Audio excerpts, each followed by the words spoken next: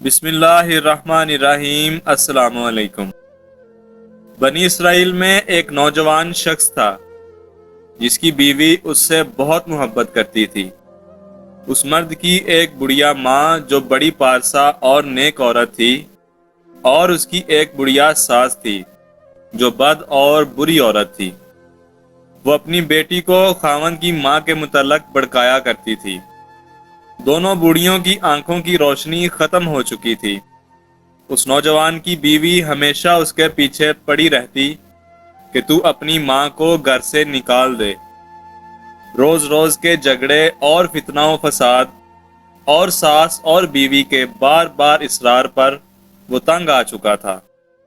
یہاں تک ہوا کہ وہ شخص اپنی نیک اور بزرگ ماں کو لے کر بہت دور کسی بیابان خوفناک جنگل میں بے آب و دانہ چھوڑ آیا کہ اسے درندے کھا جائیں گے۔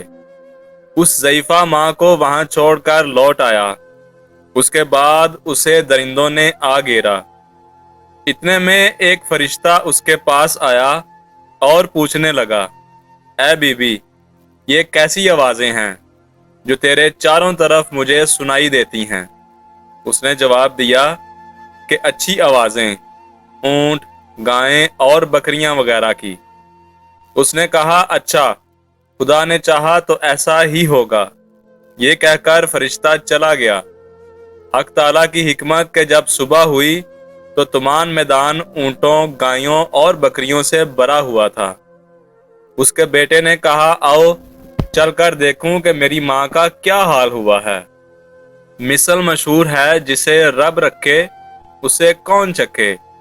چنانچہ وہ آیا، دیکھتا کیا ہے کہ سارا میدان اونٹ، گائیں اور بکریوں سے بھرا ہوا ہے۔ اپنی ماں سے پوچھنے لگا، ماں یہ کیا ہے؟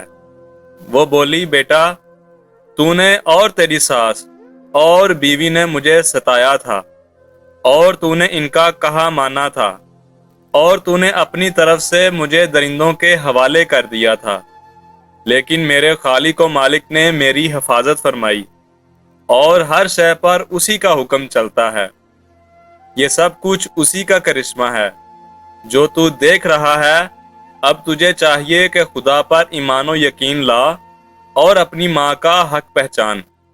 اس کے بعد وہ اپنی ماں کو اٹھا کر لے گیا، اور جو کچھ خدا تعالیٰ نے اس پارسا عورت کو عطا کیا تھا، ہانک کر اپنی ماں کے ساتھ اپنی بیوی اور ساس کے پاس پہنچا، تو وہ سخت حیران و پریشان ہو گئیں کہ یہ کیا ماجرا ہے۔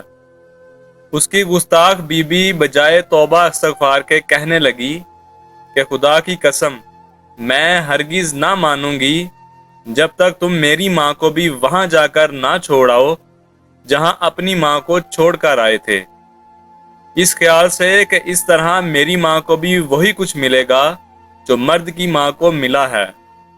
کسی نے خوب کہا ہے کہ کام دوزخ کے لیے اور جنت کا امیدوار، قصر جنت تو بنا ہے پارسا کے واسطے۔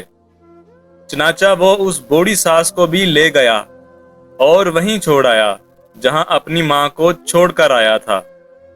جب شام ہوئی تو جنگل کے درندوں نے اس کو آ گھیرا، اور وہی فرشتہ جو اس کی ماں کے پاس آیا تھا پھر آیا اور کہنے لگا، اے بڑھیا مائی، یہ کیسی آوازیں ہیں جو تجھے چاروں طرف سنائی دے رہی ہیں؟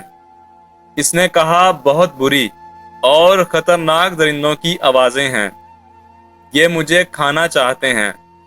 جیسا کہ یہ بھی مثل مشہور ہے، چاہ کن راہ چاہ درپیش، یعنی برائی کرنے والا خود برائی کا شکار ہوتا ہے، یا جو خود کسی کے لیے گڑھا کھودتا ہے وہ اس میں خود گرتا ہے۔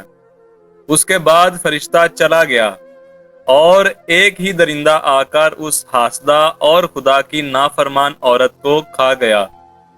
جب صبح ہوئی تو اس شخص کی بیوی نے کہا، جاؤ ذرا دیکھو تو میری ماں کا کیا حال ہے۔